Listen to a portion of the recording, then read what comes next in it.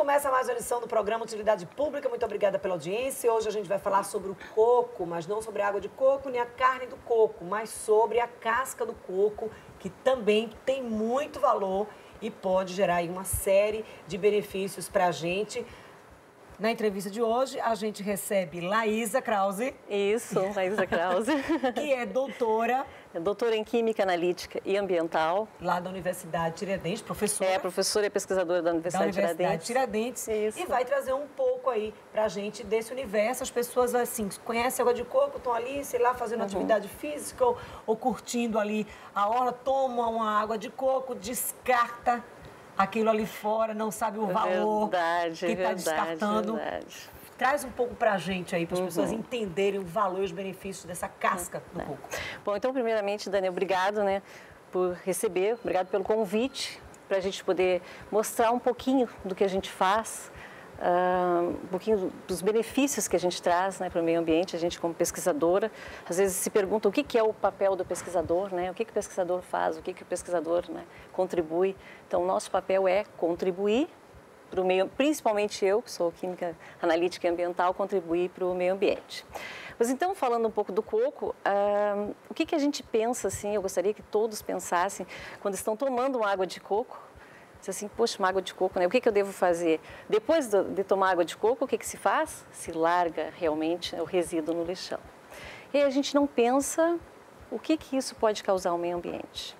E a gente está falando de um coco. De um coco. Precisa de um coco, a gente está falando só do estado de Sergipe. Exatamente. Se nós falarmos em torno de 15% a 20% do resíduo, a gente chama o resíduo, né? Do resíduo do coco vai para os lixões de Aracaju, né? De Sergipe, digamos assim. Então, tu imagina o quanto que nós descartamos. O que representa essa perda em termos de benefício? Olha, isso representa uma quantidade. Nós temos 80% do coco é resíduo. 80% desse coco é resíduo. Então, 20% só que é o que a gente aproveita, que é comestível. E o que se faz com isso? Hoje se tem pesquisas para fazer fibras de bancos de carro. Quantas pesquisas? Xaxim, enfim. Mas olha, a quantidade de coco, gente, que é gerada. O Brasil é o quarto maior produtor de coco. Mas em termos de aproveitamento, do que a gente está falando para o bióleo.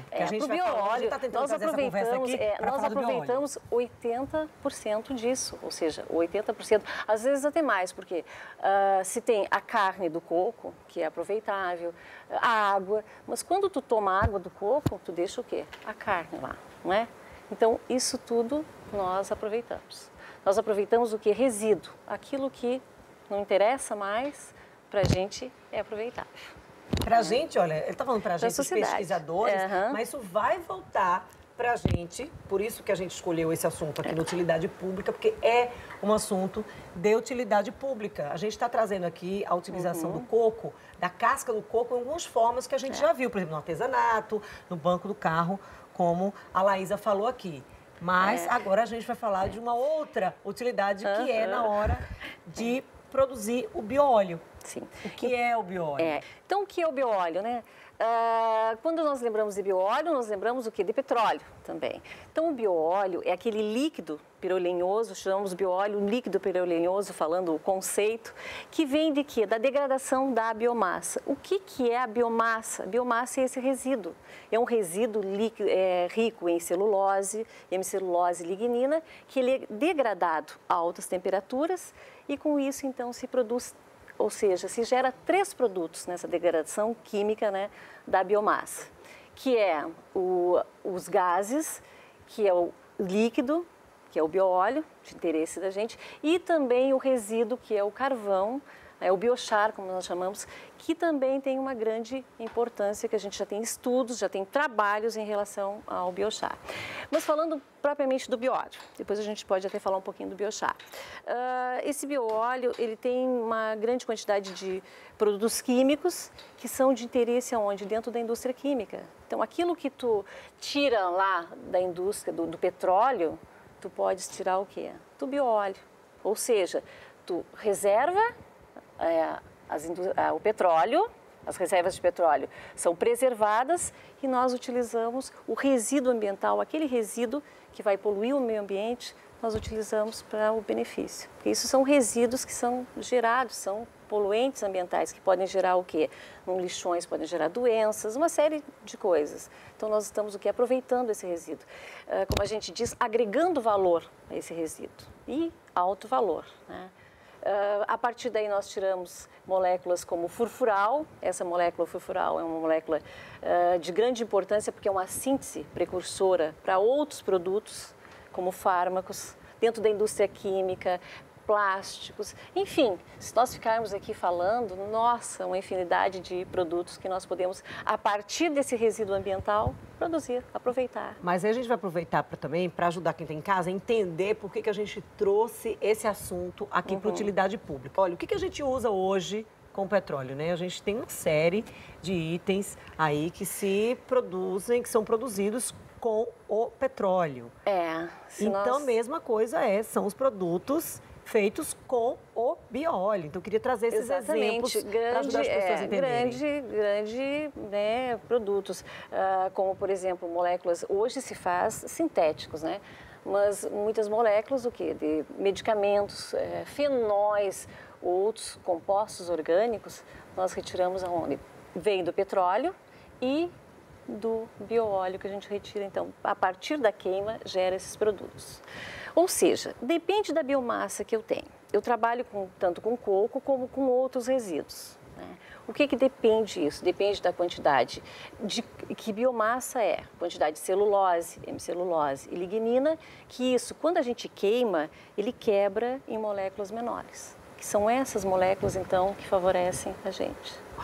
Quando você coleta a casca do coco, você consegue fazer essa transformação em bioóleo aqui no estado de Sergipe? Sim, nós temos um reator aqui, uma planta de pirólise, aproximadamente uma planta em escala piloto, como a gente diz, aproximadamente utilizamos 1 quilo, 1,5 quilo até, de fibra de coco ou de resíduo, biomassa, como a gente diz, para produzir uma quantidade X de bioóleo. Isso é de interesse da indústria química, né? Interesse da Petrobras também, que se produz. Nós temos projetos vinculados à Petrobras. Nós trabalhamos com bioóleo já há um bom tempo.